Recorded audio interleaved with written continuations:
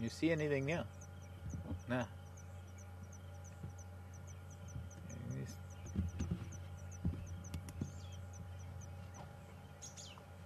All we can see is his back and his tail, so I don't know if he's eating something or no. There he's got his head back towards. Oh, there we go. There's his back. That's the back of his head now, and that's his back, and his tail goes off to the right. Kevin, he is just over 2 years old. He was born probably late November, early December of 2012.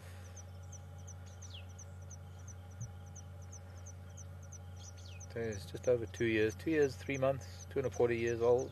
In human years, sorry, I don't do that human years thing.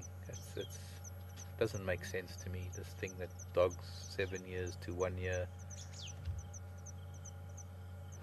I can't relate to that at all. I don't know how old he is. I'd say maybe so to relate that as to sort of the development of a human and where we would be at probably about a mid-teens, call it. He's still a teenager, not quite adult. He'll be adult at maybe going on 3.5 to 4 years, and then he'll be in his prime at maybe about 5, 6 years. 6 years is when he's fully adult, and then by 7, 8 years he's getting to be like Mvula was a couple of years ago, and then 9, 10 years old he's the man.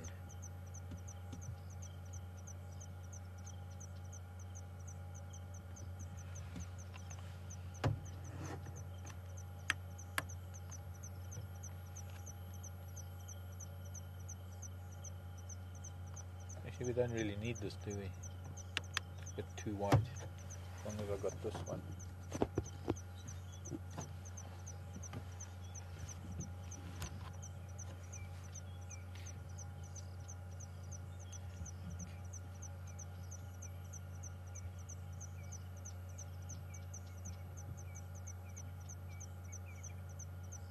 Interesting how he's hiding. Well, no, he's not hiding. I mean, it looked like when he was lying out here on the sand just off to the right, he was being bugged by flies so much that he climbed into the sedge grass. This is a type of sedge that he's lying amongst, known as cyperus. Same as cypress, but an E in the name, cyperus. And it's this particular species known as Cyperus distans. And it's kind of reed that the local people, the Shangaan, use to make their bed mats. They weave them into all sorts of mats actually. They cut them when they're wet, they let them dry, and they have these elaborate looms that they build out of wood, and using scrap batteries on each thread on the loom they then weave these beautiful mats, not baskets, mats. And I use a lot of those mats actually in my house.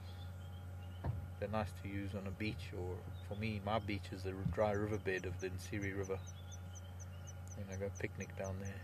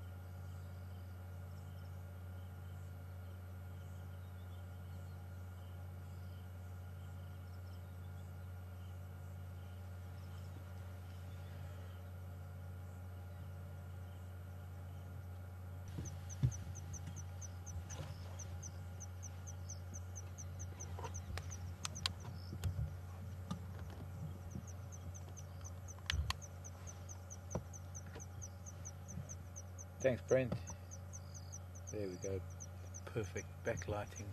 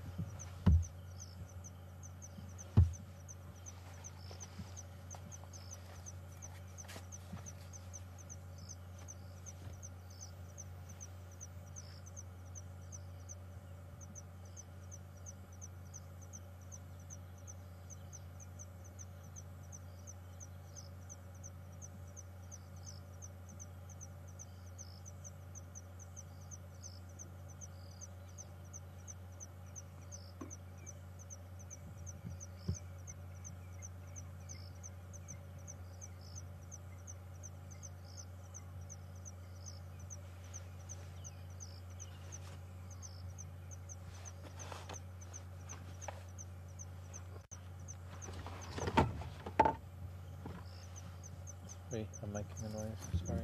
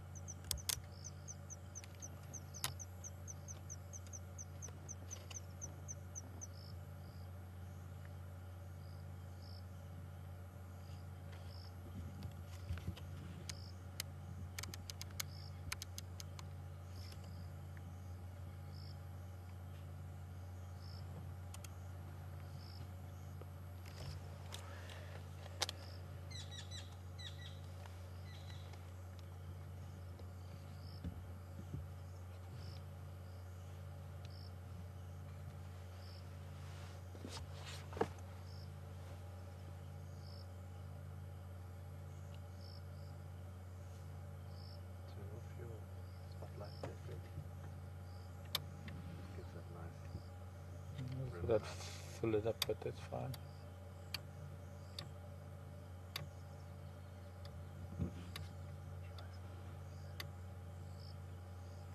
Paint him with yours.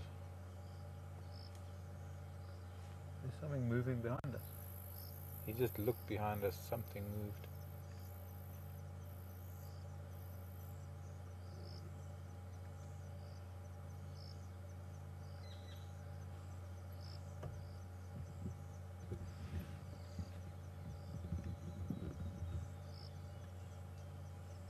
There's definitely something moving back there.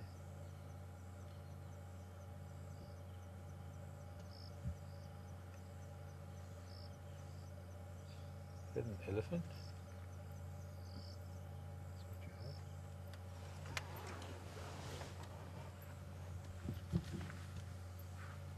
Something's coming through. Could be buffalo, could be elephant. Something's coming through. Oh, it was a buffalo just walking by, not even taking note. Could tell it was something big. He's a little bit interested. We'll just put this on. Sort of a bit of a floodlight. I do like that without it, but it's nice to just pull the light in from time to time. Backlit leopard. Quite unique actually. We don't get this opportunity to do this very often. Just to play with lighting. Brent got some really beautiful shots yesterday using the other vehicle spotlights when those Matimbas were standing up and not shining directly on the line, but using the other spotlights and capitalizing on that sort of angled light coming in from a different angle. Always different. It's just it highlights other aspects of the cat. I imagine most of the buffalo that are at the dam are starting to move away now. I'm going to be moving out to graze for the night. There's no need for them to lie in the water anymore. And they'll bulk up so that they can spend tomorrow chewing the cud in the water all day. And that's a little strand of Rhodes grass in his face, in front of him. Thank you for moving, QM.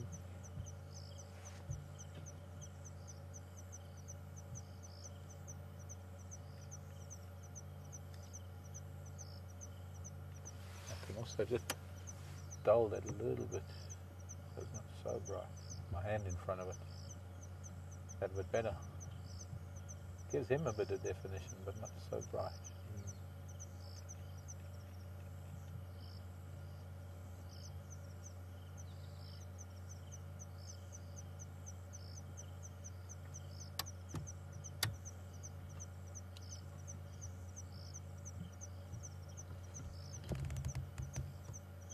Or bounce it there, even that's better.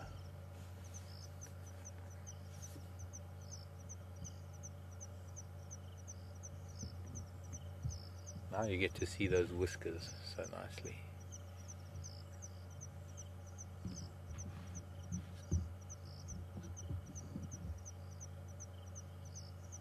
Especially the eyebrow whiskers, the ones that help him feel his way through very tight spaces. Protect the eyes.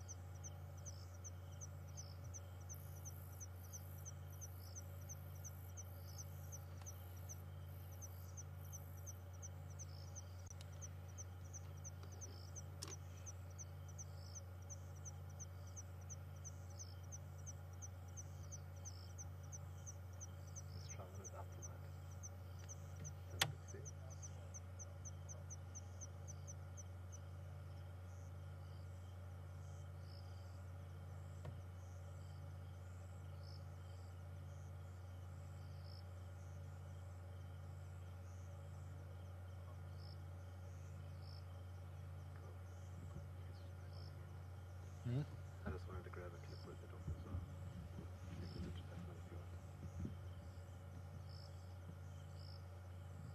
Another buffalo moving through the bushes to our left. Can't see it though. We're kind of blocked off from where the pathway is that they're moving.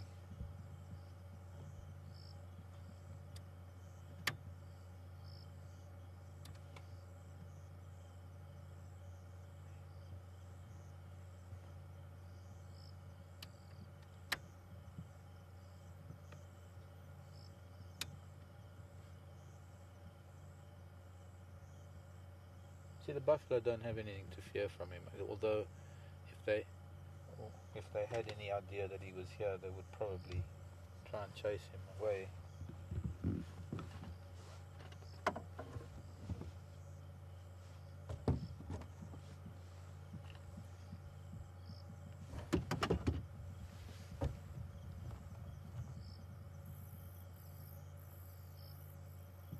Ephraim, come in.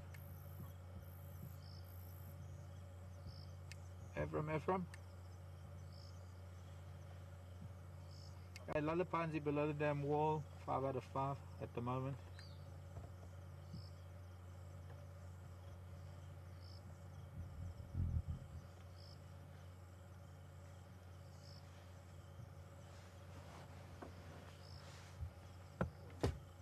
What was Alex saying? Question for you. Beautiful. There's an attentive cat.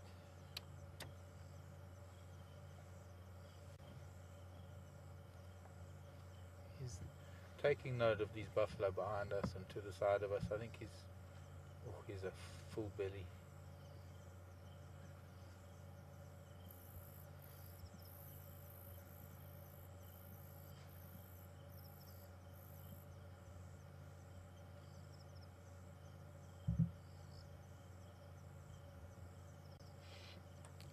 Oh, I just had a greeting from Scott. Hello, Scotty. Must be on the road somewhere, I guess. Somewhere out the Cape Town garden route somewhere. Making his way back here. Hello, Scott. Also, a question from North Carolina. I think from Jan or Jean. Is it true that leopards smell like popcorn? And can we smell him from here? No, that's not true, John, or not too sure how you pronounce the name. Jean, is it Jean?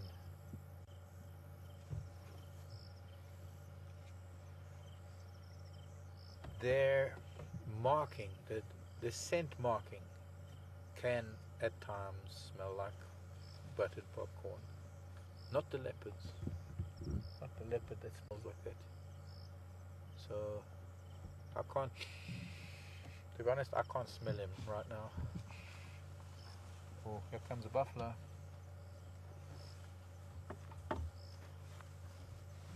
Where did I put my light? Everything's so dark here. Just gone down there. So he's perhaps a little nervous. Give me your light, please. I don't know what I've done with, and I'm blinded just by them. Yeah. Alright, got it, thanks. Blinded by the light of something came right here. No, it was probably a buff. Could be the buffalo smelling him, so I think he might.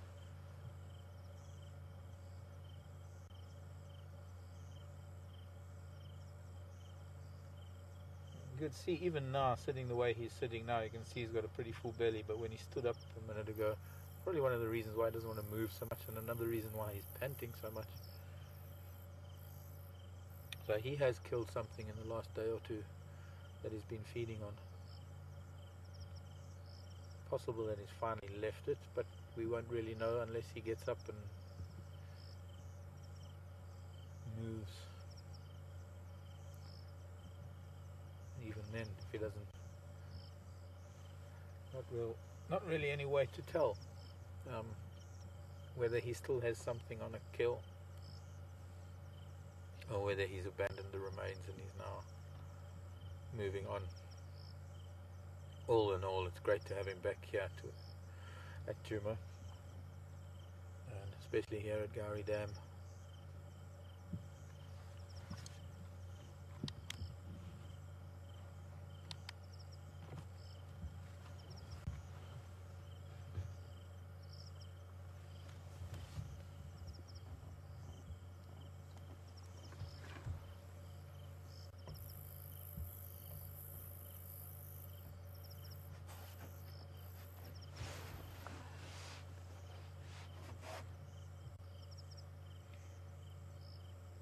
See, leopard maintain their territories in various different ways. One of them is by spraying.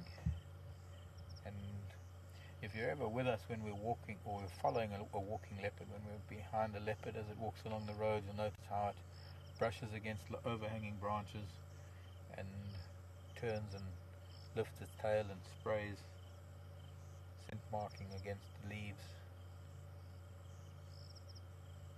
Often it'll jump up and grab the branches, rub its cheek glands on the branches, on the leaves, and then spray. But that is one form of marking. Defecating and scratching in the ground is another. Calling is another. And probably we won't hear him calling, because while he's in a territory, this isn't really his territory. He's still in Mom's territory at the moment. He hasn't carved a niche out for himself yet, which will come in a year or two. He'll have to find himself a little patch of bushveld somewhere that he's not going to get in the way of adult males that are going to fight with him and possibly even cause injury or death.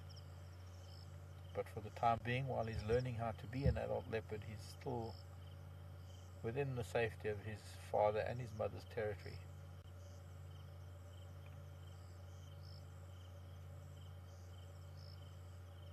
So we won't really be seeing very much in the way of territorial behavior. What he will be doing is maybe he'll be spraying bushes and things merely as a scent marker for information about his whereabouts to his family, more than being a scent marking as a territorial marking. I'm gonna move forward, because now that he's lying down, he's behind the sedges. So I'm gonna move a little bit forward in front of these sedge grasses.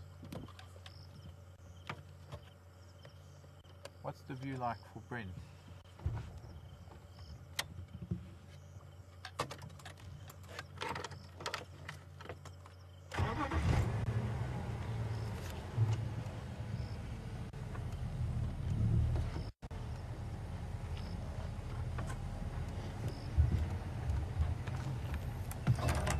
Oh, stay, little boy. See that stick in the dark. Lying on the sand. He's actually lying on our tire tracks from earlier when we came down to first view him.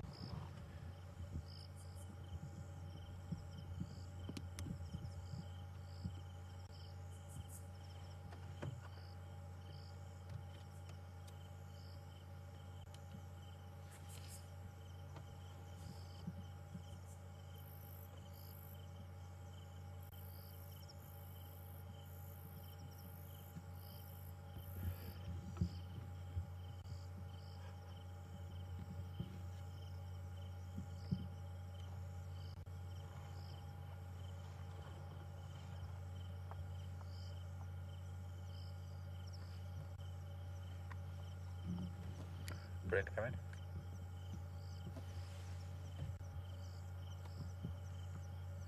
you powered up?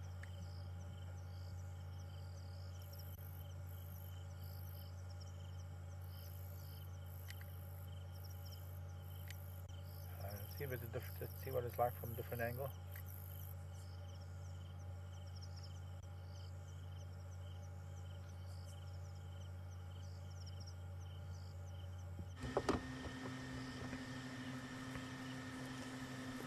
Welcome back, guys. I don't know if you can hear all that stomping around me. I got a buffalo walking past me about 2 meters behind me, and then down below the dam wall there's Mark and Quarantine, from what I hear. It has definitely been a leopard-filled afternoon.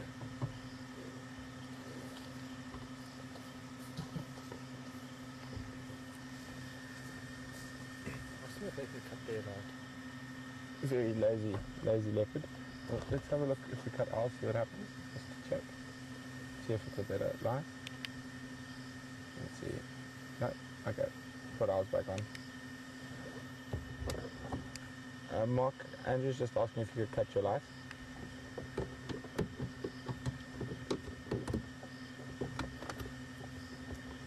So, what a wonderful, wonderful afternoon.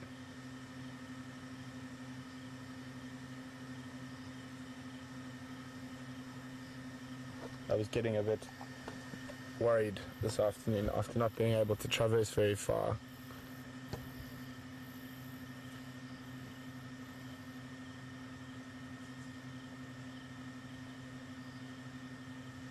Good evening, Sandra from Pennsylvania.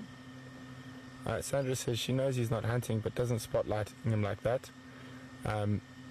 Give him away. Well, Sandra, most animals can see quite well in the dark, and he is lying out in the middle of an open patch of sand. So if any other animal was walking past, they would probably see him, and he is not really showing interest in anything at the moment. That's why we occasionally sweep the spotlight around, and it's easy because there's two of us, so the person who's not shining on the leopard just checks around to make sure there's no other animals coming into the area. The only other animals around here at the moment are the buffalo, so he's not going to try hunt them. They might chase him, but at the moment, as you can see, it's not affecting him at all, and we're not really giving us away as a position, as we will always keep checking with these other animals coming around.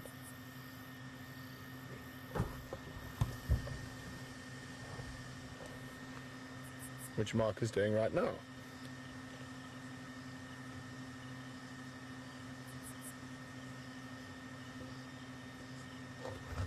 But I can't really see from up here, but it does look like he has fed on something recently.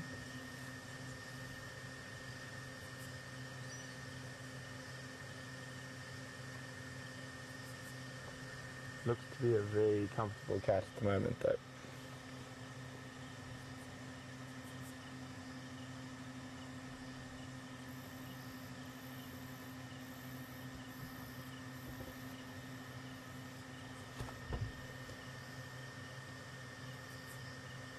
But what a fantastic afternoon. Just a pity we didn't get to see Mvula. Apparently the other guys... Oh, he heard something. I think it's those buffalo, yeah. The buffalo behind him. But tomorrow morning, I'm hoping he will cross west. So I'll definitely go check for tracks of Mvula tomorrow morning. Or tracks of lions. We'll see what we feel like first thing in the morning. And it also depends a lot if we hear the lions calling during the night. Gives us a good idea where to start. There's a buffalo coming in behind him. That's what he's looking at and listening to.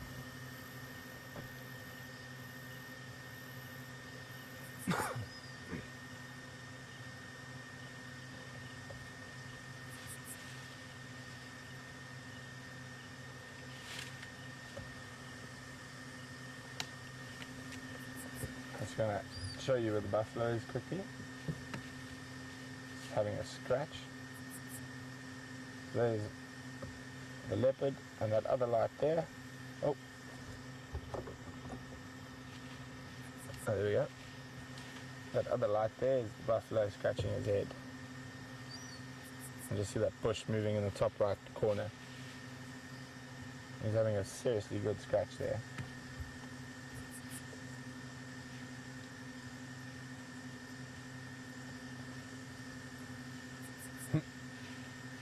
Sorting the tree out.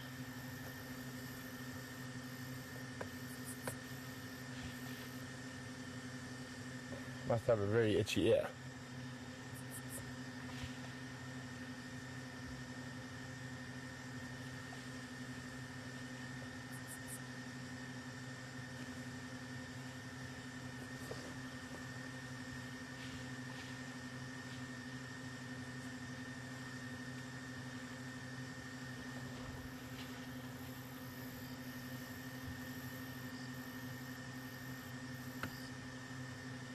As you can see, Will is a little bit worried about the buffalo. There's another one there. There's two very close to him at the moment, and they're both scratching their heads. Not too perturbed with him.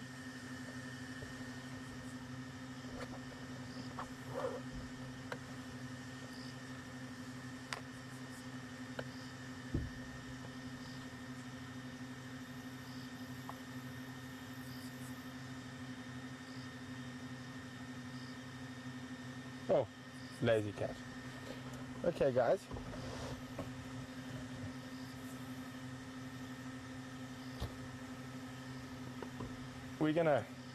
Andrew and I are gonna say goodnight. Andrew and I are gonna say goodnight, and we're gonna hand over to Mark for the last few minutes.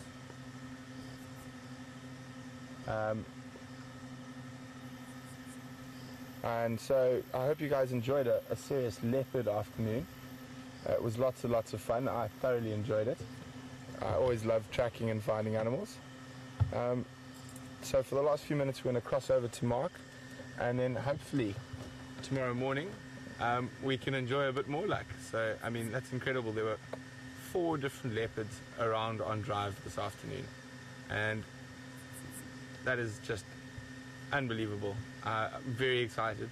I can't wait to get out tomorrow morning and start looking for more, and hopefully some lions tomorrow as well. So I hope everyone has a good evening or morning wherever you might be in the world. We're going to stay here and shine the light for Mark, but we will hand you over to Mark for the last few minutes. Good night.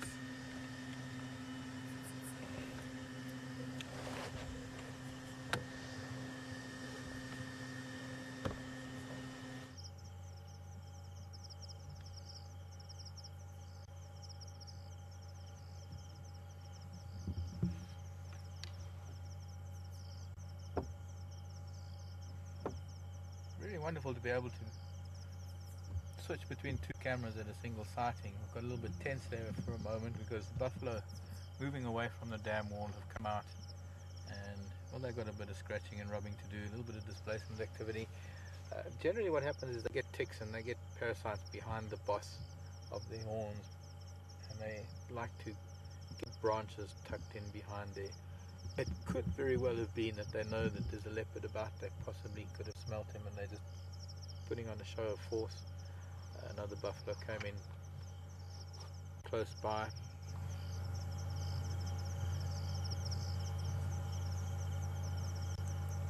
But they moved off, and while he was getting quite concerned for a bit, he's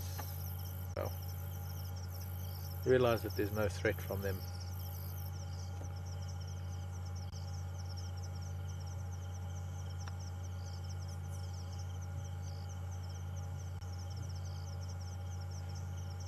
At this stage of his life, he doesn't really need to go anywhere. He's on a comfortable spot of sand. It's a very warm evening. It's going to be the most comfortable place for him to rest up at night.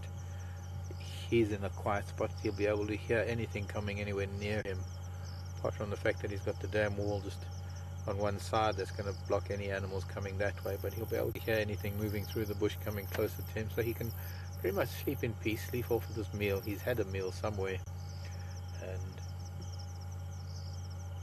he doesn't seem to need to go anywhere in particular. I think he's quite content. I'm pretty sure that during the night he'll get up and he'll go and drink at some point. He just has to hop over the dam wall to get some water. The buffalo have moved off. They're going to be far away during the night, so I don't think he needs to worry about them too much. So his main trouble is probably going to be maybe hyena coming through, or the odd lion perhaps, but I don't think there are any lion anywhere nearby. But certainly there's hyena activity every night in this area. And whilst they're not likely to trouble him, there's always going to be conflict. There's always going to be a chance that a hyena will try its luck and try and nip at his heels, or if there's more than one, they might pick a fight. But he does have the advantage of having the dam wall, and well, he can always climb a tree close by. But by the looks of things, he's a fat, flat, very full cat, and I hope that we might find him again tomorrow morning.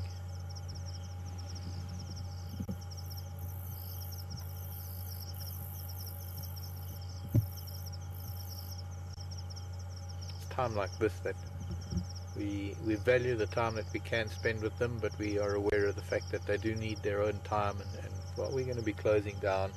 There are no game drive vehicles out. No one else can be coming to join him, so for the rest of the night until tomorrow morning, if we find him, he's going to have the peace and quiet of the bushveld.